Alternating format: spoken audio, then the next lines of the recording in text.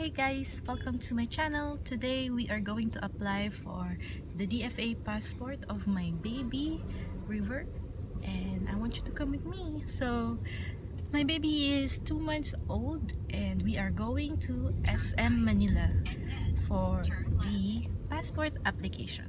Ito yung mga dala-dala kong requirements, ID ng parents at certificate of live birth. Hindi pa yan yung galing sa NSO, but it's the authenticated one by authenticated by PSA pala. PSA na yung bagong pangalan ng NSO.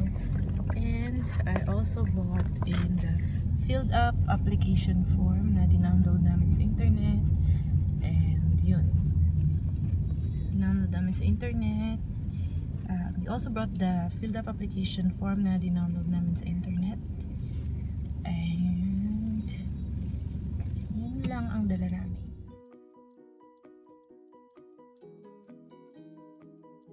Hey guys! So ayun, natapos na kami sa DFA. Bawal kasi yung camera and phone doon. So I wasn't able to vlog inside the DFA mismo. Pero when we got inside, nasa courtesy lane kami. For all kids below 7 years old, courtesy lane ka. That means you don't have to make an appointment, and also you don't have to make pila na sobrang haba. So dire-diretso kami from registration sa window 3, and then after nun we are diretso na sa encoding and picture taking. So ayun, yung baby ko nakahiga siya na pinicturan, stable lang, and meron lang blue na tela sa likod niya. And then after that, we have the option to go and opt for the delivery of the passport. So i-deliver na lang siya sa bahay namin.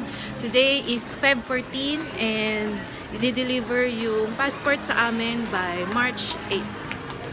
Ayun, so that's our day today. It's less than an hour yung processing. Ang bilis lang talaga. Ang tuwa naman yan. Nasa mall siya. Hi!